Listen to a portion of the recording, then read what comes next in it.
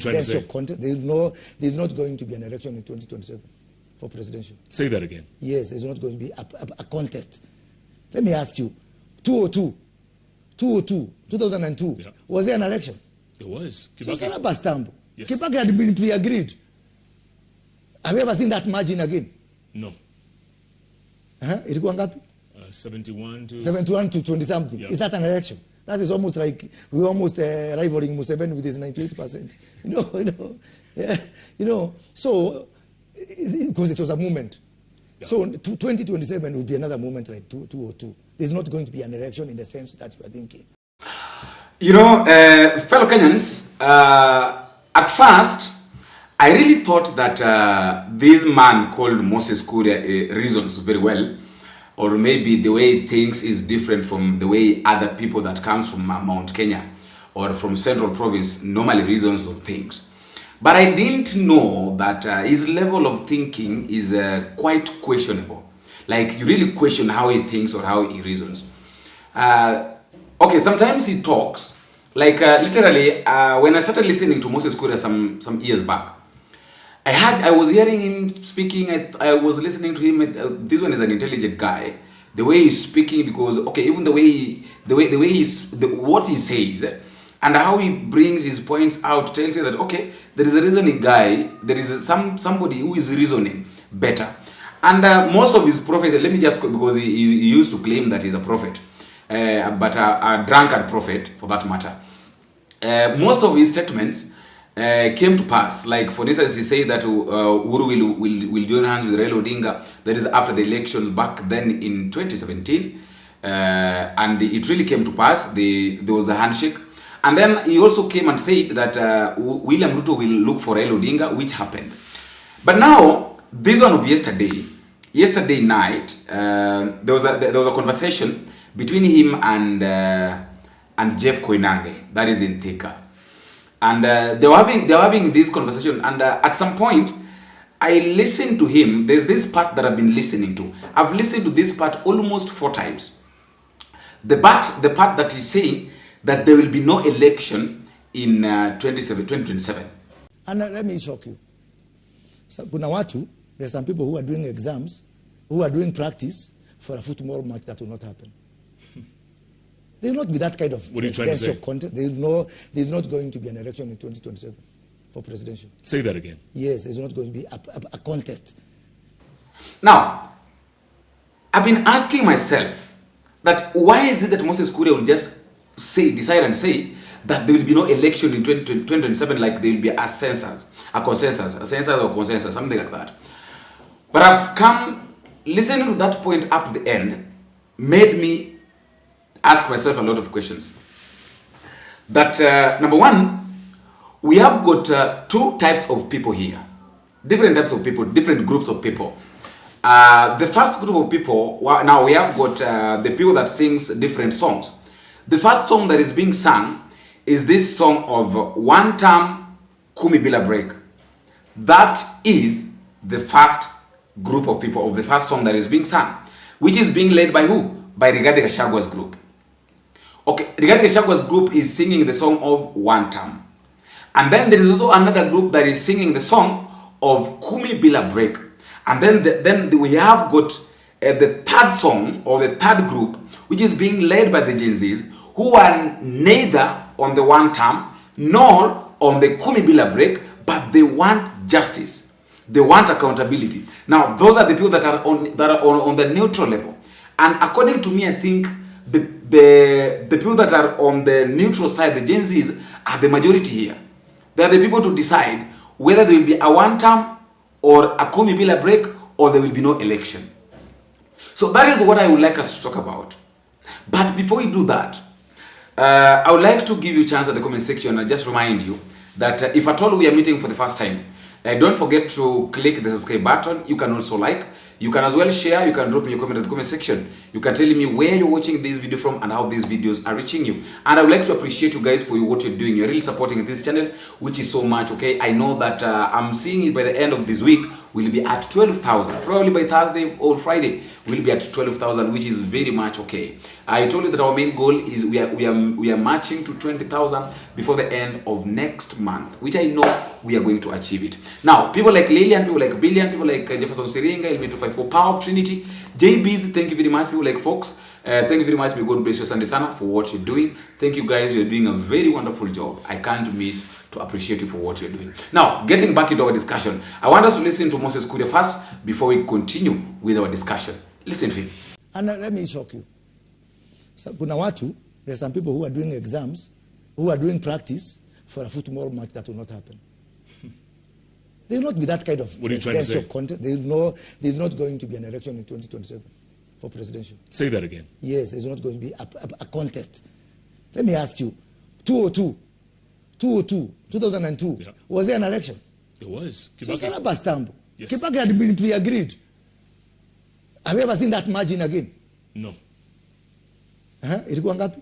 71 to 20 something. Yeah. Is that an election? That is almost like we're almost rivaling Museveni with his 98%. So because it was a movement. Yeah. So 2027 will be another movement like 2002. There's not going to be an election in the sense that you are thinking. There's going to be so much consensus in the country. Wazee wataketi chini. They say we have two options. Go Rwanda way, destroy the nation Rwanda way, or let's agree. Let there be honor among, I don't want to say thieves, but among men and women. Let there be honor among men and women. Because the opportunity rose. The alternative will be too dire to fathom. So people will say now, before we go this direction, let people, there's going to be so much consensus around 2027. And the kind of election people are imagining is going to be there. It's not going to be like 2022. It's not going to be like 2017. It's not going to be like 2013. There will be so much consensus for the need of people to say there will be two factors driving that consensus. One is that danger, that really if we cross the precipice there, if you cross the precipice there and the way without a consensus, things might be so bad. Yeah? I think Rikiji said it the wrong way. But I think he said it for the wrong reason. Because of election stealing and all that. No. There's going the opportunity, the possibility of us jumping over the cliff if we don't manage 2027 right is more dangerous than 2207 and all these other things. And that will be the impetus, that will be the incentive that is going to make people sit around the table and say, to save this country, we are going to do where utapata hii, where utapata hii, where utapata hii ingine. Unfortunately, that is not the game some people are practicing for. Some people are practicing for football, and it is going to be a tennis match. That man there in the corner. Yes. Could he be part of the consensus? This one? Yes. Of course. Huh? This one is a consensus builder. He's a peace man. And he's a nationalist. Yeah. Do you know I can do a rally in any part of this country without a local MP? Yeah, because I'm a villager in every part of the country. Garissa, Wajir, wherever. I can go there and be accepted by the people. So, looking at it from a regional point of view, we have two schools of thought. One school believes things are so bad, we have been messed up to make Osewa. Let us vandalize everything. Let us even destroy businesses in Nairobi which are owned by our own people from the region I come from. Yeah? Let us just be nothing else except one time and all those. It is their right. See, that's the democracy I went to the street to fight for. I cannot begrudge them. And they have a clear leader of that school of thought. That leader is called Rigathi Gachagua. There's another school of thought which says, because we still have businesses to run, and because we still want, their parents want just for their children to attend school and go back to the evening. Yeah? Because we are stakeholders in this economy. Because even if we threw tantrums, we voted. But the same people are telling us now, they made us vote that way. Yeah? It's because we voted, and votes are not refundable, and time is a limited, it's not a renewable resource. So those people who are saying, look, It's better to have a country. To have a working country is a bonus. Let's have a country. I am happy to tell you that I am the de facto leader of that school of thought, yeah, who says we still have a country to run. I talk to them. I talk to business people. Why would more? Let us now talk. I told you that we have got 3 groups. Now let us talk about the group of the one term. The group of people that are singing one term are the people that have been fed by Rigathi Gachagua. I don't want you to take it in a bad way, but I would like you to listen. I would like us to go up to the end of this video, because I know at the end of the video that is when now you'll understand what I'm trying to say or what I'm trying to talk about. Now, talking about the one-term guys, let's talk about the one-term. The one-term guys are the people that have been fed by Rigathi Gachagua that this government is bad. And their main focus, the main reasons why they are singing the one-term is because they have been told by Gachagua that this government is bad. They have been fed that this government is bad, and they've also believed that this government is bad. Majority of these people are the ones that are jobless. That is why they are singing one term, because they have no other thing to do. Please listen to me up to the end. Don't rush to the comment section before you listen to what I'm talking about. The second group is the group of the totem. The people that are singing Kumi Bila Break are the people that have also been fed by William Samoei Ruto through giving them money, and they believe that William Ruto is doing his work by giving them 1,000, by giving them 2,000. So now William Ruto has brainwashed them, lied to them that, oh, we are going to do this, we are capable, we can do this. So that is the problem, because they believe what they're being told by William Ruto. Now the one term believes what they've been told by Gachagua, and then the two term or Kumi Bila Break also believes what they have been told by William Samoei Ruto and those who are in government. But in real sense, if you try to look at this thing very keenly, you'll come to realize that these two group of people, both of them are lying to each other. Now let us now talk about the third group. Now these are the real Kenyans, the Kenyans that are after change, the Kenyans that knows what is good and what is bad. Leave alone the goods that are being bought every now and then, the goods that are being bought. Kujeni mjaze meeting yetu yonekana kwamba watu ni wengi. I know that Rigathi Gachagua doesn't buy people. That is one thing I know. People follow him. And remember, I told you that if there is somebody who is very good in mobilization, is a very good mobilizer, is Rigathi Gachagua. That is one thing I told you. That Rigathi Gachagua doesn't need to call people and pay them. No. The only thing that he needs to do is to come to a place and say that sema one term, sema Kasongo, and people wataja. Why do people find that why is it that you find people wanaja kwa mikutano ya Gachagua? People of Kenya right now, they like listening for anybody who will offer them an option, or who will offer them whom they think is an option other than William Ruto. And that is why you had yesterday, his name is the deputy party leader of DCP, that is Malala. You had Malala asking the people that between Ruto and Mbuzi, kati ya Ruto na Mbuzi, mtapigia nani, mnaweza mkapigia nani kura? People shouted Mbuzi. Why? Because people are also trying to look at these two things. William Ruto, with the kind of life that he has given us, is more or less the same as kuchagua Mbuzi ambaye haelewi maisha mwanadamu iko aje. So are you seeing? So these people are looking for, okay, do we have any other option apart from William Ruto? So if you have that option, we can run to that option. That is what is happening. Now, talking about the third group of people, now the people that now the Kenyans, you and I, people who really understands what is going on, people who really knows that these are the right thing that needs to be done. These are the people that are jobless. These are the people that are hurting. These are the people that can go to the hospital and they're failing to get medical attention. Why? Because they're being told that you have to register for SHA. These are the same people who, when they go to school, or when they take their children to school, or their brothers and sisters go to school, they are being told that you can't learn, or you can't do exams because you have to pay 1, 2, 3 things. These are the same people who cannot put food on the table. These are the kind of people who the money that they're being paid is not enough to cater for their basic needs. That is the third people. Those are that is the group that is in the middle. And that is the group that I know that is going to decide whether we will have an election in 2027 or we will not have an election. And what I know is that we must have an election. Let Moses KURIA not lie to us. We are going to there must be an election. Whether he's saying that it will be like a 2021, but it will be an election, and the election which will be, the election is William Ruto must go home.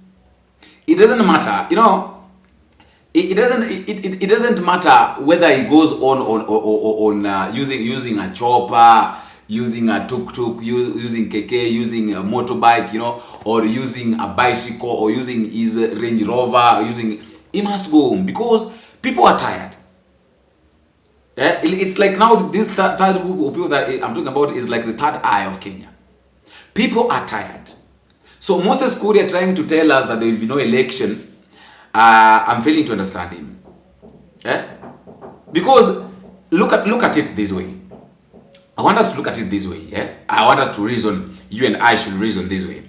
That let's assume that we don't have election, or we are not going to do election.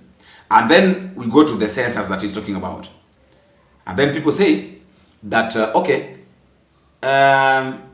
William Ruto is still in government. So being that William Ruto is still in government, he's the president, of course. And we also have these people who we've not tested them in government. So instead of bringing people that we've not tested, let us continue with William Samoei Ruto. And then now I want you to look at this thing now in the broader picture. That look at it from the moment that William Ruto got into power. What has changed?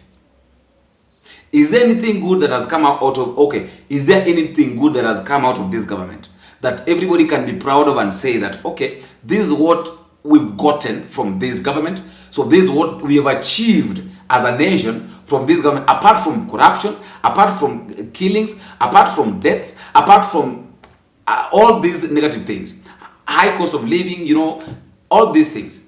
Is there anything good? Nothing.